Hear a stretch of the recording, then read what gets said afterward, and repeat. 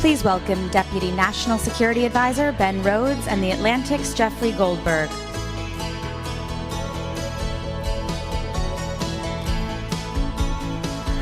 Good morning. Good morning, everyone.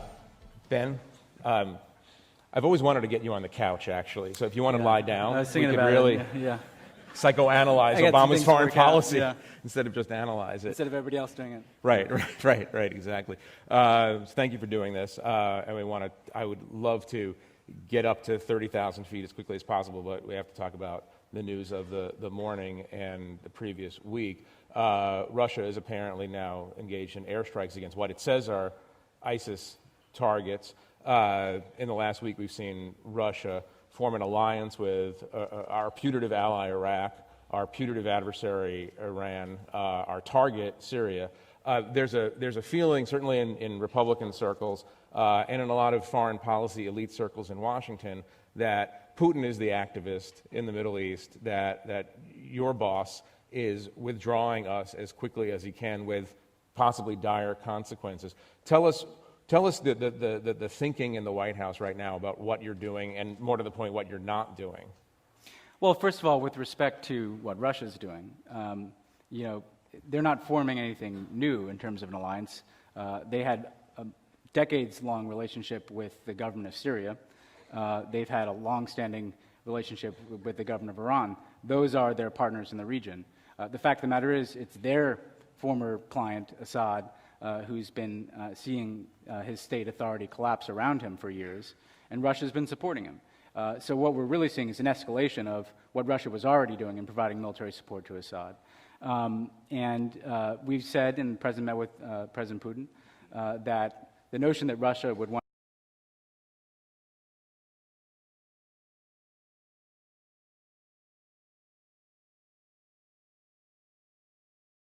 constructive. And the main determining factor for Russia is if they understand that parallel to any counterterrorism efforts, there has to be a political resolution to the conflict in Syria. Otherwise, the fighting's not going to stop. You cannot make the two-thirds of that country who are Sunni, who are never going to accept the legitimacy of Bashar al-Assad, whether they're ISIL or not, accept an outcome in which he's still the leader of the country. Which leads quickly to the second part of your question, which is, I think what President Obama has been very deliberate about in the Middle East is we will have to protect our core interests. That means denying terrorist safe haven. That means protecting our allies and partners.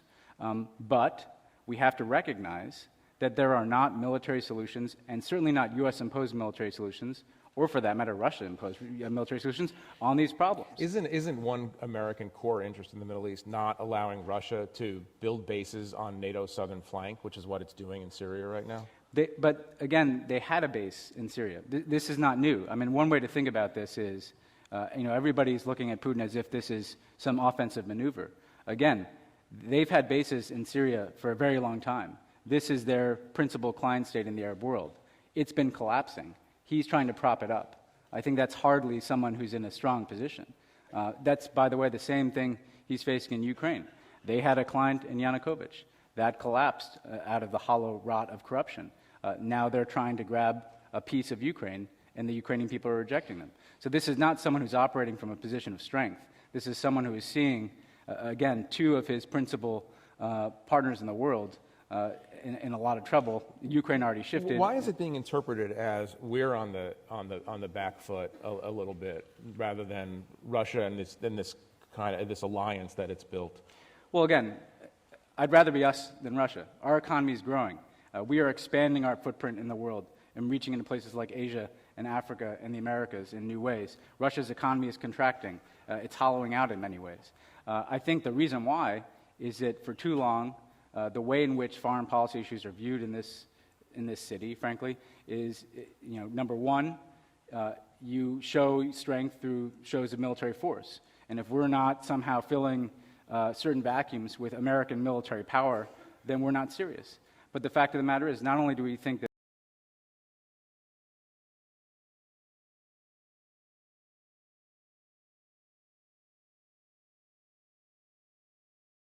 in Syria, but you would like Russia to win against ISIS. We'd like the world to win against ISIL. Who wouldn't? And the fact of the matter is, the United States also has a very broad set of interests. Everybody focuses like a laser on the Middle East, and we spend a lot of time, more time on the Middle East than any other region. But we cannot continue to be in a cycle where all of our resource allocation, all of our attention is trying to fix fundamentally broken societies in the Middle East when you have a big world out there where we have enormous interests. The Asia-Pacific is the largest emerging market in the world. That's going to matter a lot more to the American people in the 21st century than the Middle East is. Now, we have grave threats emanating from the Middle East that have to be dealt with, so I don't want to minimize that. But again, I think there's a certain mentality that sees every problem as in the Middle East, every problem is a nail, and we only have a hammer. And the fact of the matter is, yes, the military has to be a part of it. But do you think we're paying a price for inaction going back to the beginning of the Syrian civil war? 2011, 2012, when we didn't engage, when there was no, well, ISIS wasn't what it is today, obviously. The predecessor groups of ISIS weren't what they were. Well, again, the question is, what are the options available? And the fact of the matter is, every time the president looked at this, and we've looked at this repeatedly, we did not see a viable military option that could resolve the situation in Syria. And so, yes, you could have taken action earlier, but that doesn't mean that you wouldn't have the same fundamental conflicts inside of Syria, where you have essentially a sectarian war taking place. You have an all-white minority, you have a Sunni majority, you've got other minority populations who are very concerned about their position, you've got external actors who are arming proxies in the country, and the notion that airstrikes or support to one opposition group was going to eliminate those factors, I don't think is borne out by the reality of the Middle East. The fact is, what we've always stressed to all of our partners, including inside of Syria, is there has to be political accommodation. And without that political accommodation inside the country, there's not going to be stability. But you would rather, at this point, see Assad stay in power than have ISIS march into Damascus? No, well, look, we obviously think that ISIL marching in Damascus. Can we even agree what we call the group? We can't even do that, right? We're never going to do that. We can call it Daesh. How about that? Everybody's more comfortable with that as a common ground. Look, the point we've made on Assad is he is the initiator of this conflict. He's the one who started dropping barrel bombs and brutalizing his people. With a lot of help from his sponsor, Iran. Well, Hezbollah, via Hezbollah in particular, and Iran, of course, as a principal sponsor of Hezbollah. And the fact of the matter is, whether or not, it's not just a matter of, we object to him because of our values, which we certainly do. It's the fact that, just from a realist perspective, how are you going to restore stability with the guy who has lost control of his country because his people rejected him? If ISIL has benefited from his actions. One very interesting thing, by the way, is Assad has not really gone after ISIL. He's preferred to just brutalize the broader Sunni population and go after some of the other opposition groups. No, it's in his best interest to have radical Islamist. And the fact is, this kind of nihilism that we see in parts of Syria, clearly Assad's actions have been a magnet for foreign fighters, for the jihadists, violent jihadists from across the region to come there. And so, our message is, look, there's no outcome that is truly stable if he's still in charge of the country. Now, we've said that can be a managed process. That we'll have to negotiate something. It would have to be implemented over a period of time. But the outcome of that process would have to be different leadership. I have two quick Putin questions. The first is, how important does President Obama think Putin is in the world? And second is, how much does President Obama not like Putin? Like, if there's a scale, like there's the French president and Netanyahu and Putin, where do they, what's on the, the Pope? Yeah. The Pope to Putin, where do they fall in this kind of spectrum? I don't think there's any way I can answer that. I think you should try. The totality of that Make believe they're not here. Can we put the Pope at the top? Pope, yes. Extremely controversial statement. Yeah. So, look, in terms of their personal relationship, he is what you see, and when they sit down together, they talk on the phone. It's not like they're getting into arguments. They're disagreeing with one another, and they're having very straightforward conversations about how they differ. In terms of his role in the world, look, when Russia... And I ask that, by the way, because Obama is in many ways the first Cold War president, and so I'm curious to how he views Russia as a threat. Well, I think when Russia works with us on international problems, it's easier to resolve them. So, for instance, Russia worked with us on the Iran deal. They were basically in lockstep with us throughout those negotiations, except for one or two issues. That was enormously helpful in accomplishing what we believe is a very successful deal that prevents Iran from getting a nuclear weapon. On Syria, Russia has not worked with us, and it's been more difficult to resolve that challenge because of the influence that they have over Assad, who's been their longstanding client in many ways. So I think the way the president views this is, if Russia, and this is what his speech was about, the more Russia invests itself in essentially an international system that works and that can resolve problems, the easier it is for us to advance our interest, particularly in particular areas where we overlap with the Russians. In terms of the threat that they pose, look, there's no risk. Like I said, this is not a country that is resurgent, that's going to take over vast spheres of influence. The places that they're operating are the places where, the notion that Russia is having to try to assert itself in eastern Ukraine, having completely lost the hearts and minds of the people and the rest of the country who want to orient to Europe, again, is not an offensive maneuver in the strategic context.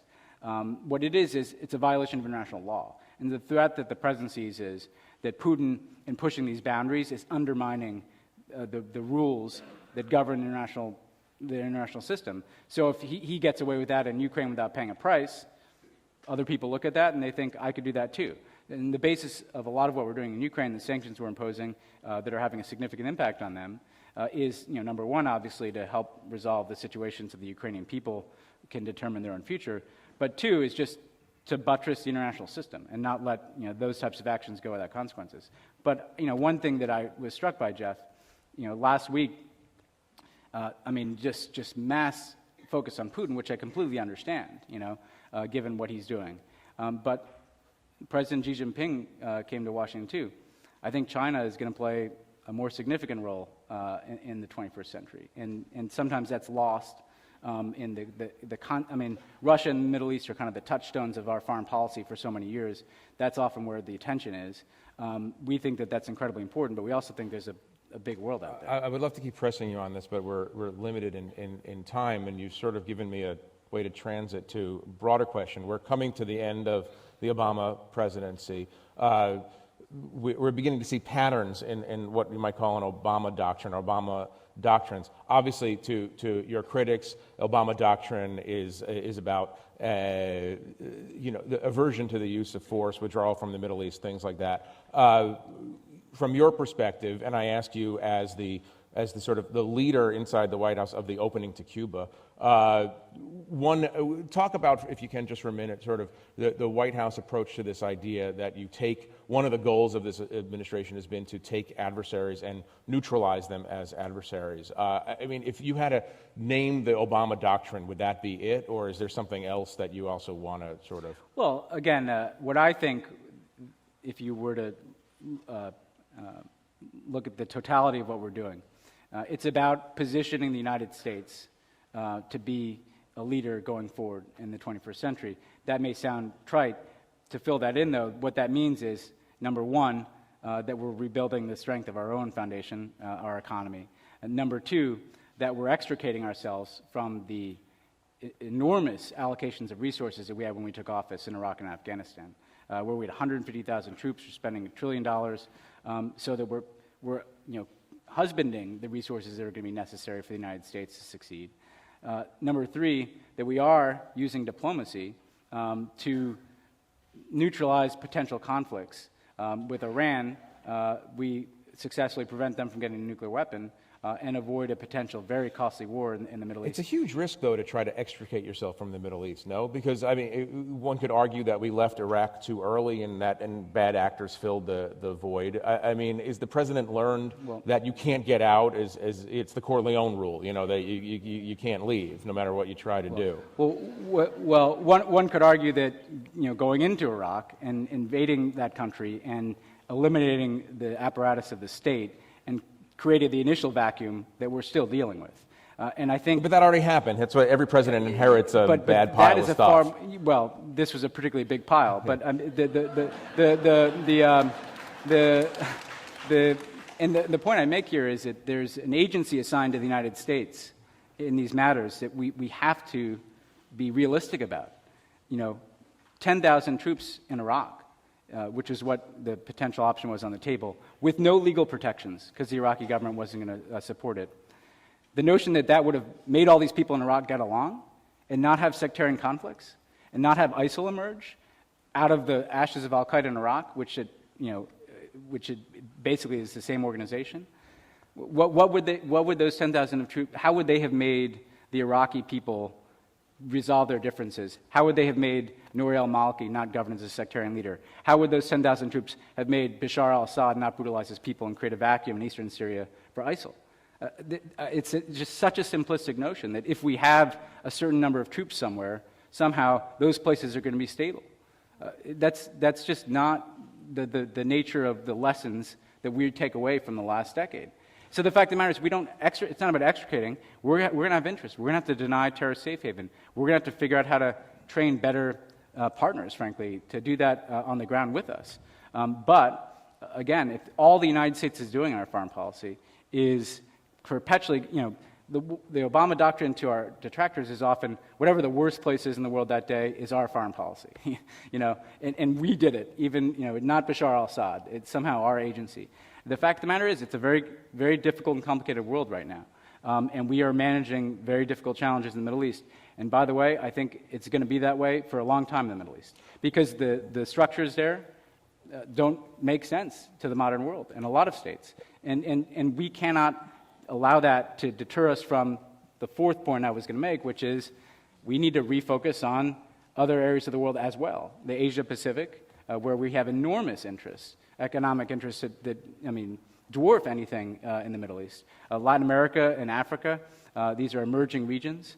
This is where the front lines of democracy are, where we're trying to consolidate democratic progress. These are potential very significant markets. So in short, has the president decided that all you can do in the Middle East is disaster mitigation, and Asia is where the positive opportunities lie for America in the future? Well, I think that we certainly have to mitigate threats in the Middle East. We have affirmative interests there. We have partners there that we'd like to see stronger, Israel first and foremost. We would like to see a resolution to the underlying conflicts that are taking place in the Middle East, which are sectarian and political as much as they are rooted in terrorist activity. But I do think that there's a certain component of American policy that is going to have to be mitigation. We tried the affirmative project of building a democracy there. The fact of the matter is, we cannot determine for people by force what their societies or how their societies are going to be organized. We can provide incentives and disincentives for people to pursue models in which there's a political accommodation and stability. And unless we realize that, we're going to find ourselves, I think, repeating a lot of errors that will be very costly. Ben, thank you very much for doing this. Appreciate it. Thank you.